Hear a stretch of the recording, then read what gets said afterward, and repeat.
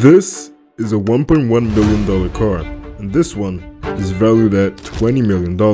In today's Driving Empire video, you will find out why this track-only hypercar costs $5 million, why it costs $600,000 to drive this brilliant piece of German machinery, and every other car I've tried along the way. Parked behind me is a $12,000 Pontiac Aztek. Back in 2001, it was considered one of the weirdest, ugliest, and outright laziest cars in the market. Today though, I still think it's the biggest piece of dog shit. By the way, this beast of a car has a 185 horsepower 3.3 liter V6. GM really didn't think this through. Up next is the $50,000 British Widowmaker. The quirky TVR Griffith 500 from 1999 is a compact sport car that competes with the Lotus Elise and the Jaguar XK8. Rest in peace, Jaguar. The TVR's lightweight design and powerful V8 that sounds like this made it a strong contender in the sports market of its time. Just look how cute it is though. Vorsprung durch Technik.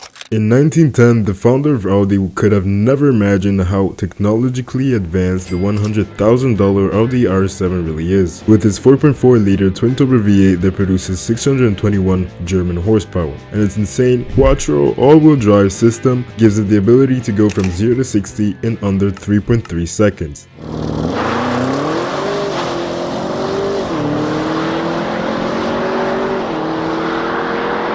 But somehow, it still gets beaten by the BMW M5. The R7 is definitely a big step up from the $10,000 Aztek from earlier. But keep on watching to know everything about the $20 million car they'll be seeing later in the video. Behind those bars, there's a $200,000 car powered by a naturally aspirated dual overhead cam V8. And you guessed it, it's a Ferrari 458. Wait. No, actually, it's the Corvette Stingray, a car that every Miami finance bro loves to rent for only one day.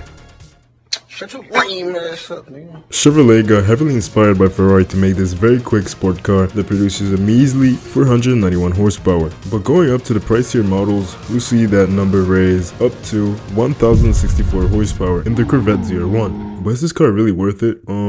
No, not really, but it's nice I guess. After making the 720S, McLaren needed a replacement for the 675 LT, so they made this, the $460,000 McLaren 765 LT. And as you can see, this isn't just one of the very fastest cars McLaren has ever made, it's also one of the most intense.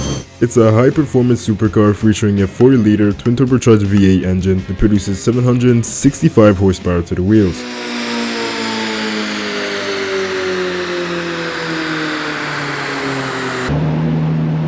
It literally just made 765 horsepower. It is designed for maximum driver engagement with lightweight carbon fiber construction, something McLaren is insanely good at. Also, did you know McLaren Automotive just got sold for $1.5 billion to a private investor? Crazy, right? Before I show you the next car, like the video and consider subscribing. It really helps me out. In 1988, Porsche AG made the Porsche 911 Speedster, a raw and enjoyable convertible. Then in 2019, they got a Porsche GT3 and cut off the top. They added a manual convertible roof and made the homage to the old Speedster. Oh, and it costs $600,000 in driving part, but you can only get it through the car collections. So that's kinda fine, I guess. It still has the 4-liter flat 6 that we all know and love, and it sounds pretty decent even in Driving Empire.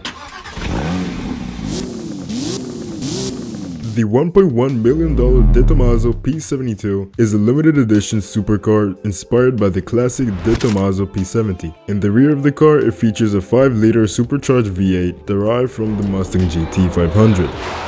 Only 72 units are planned for production. Okay, so enough with the informational bullshit. Just look at it. Everything about this car is basically perfect, bro. If this was a tier list video, I'd definitely put this in S tier. In 1999, Horacio Pagani made the first ever Zonda, a very low production hypercar that was powered by a 6-liter Mercedes-Benz V12 engine, and the Zonda evolved into the $5.4 million Revolution. It now develops an output of 800 horsepower while only weighing 1,070 kilograms. It features a drag reduction system, also known as DRS, on the rear wing, the same thing Formula 1 cars have. As you've seen in the intro, it screams. In real life though.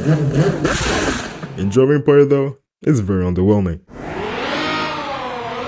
The The $9.5 million Zenvo Aurora Joe is an insanely capable hypercar with 1,450 horsepower that looks very different from other exotic cars that have been unveiled recently. In the 80s, McLaren was developing their second Road Legal supercar after the ultra-rare M6 GT, and only in 4 years they created the perfect hypercar. The $20 million McLaren F1 was and still is a revolutionary car that was built to break records, and still holds the record of the fastest naturally aspirated road legal production car ever made. It reached 240 miles per hour in 1998. Insane. It is powered by the 670-2 BMW V12 engine that produces a staggering 627 horsepower. Its competitors at the time couldn't even reach the 600 horsepower mark, such as the Ferrari F50.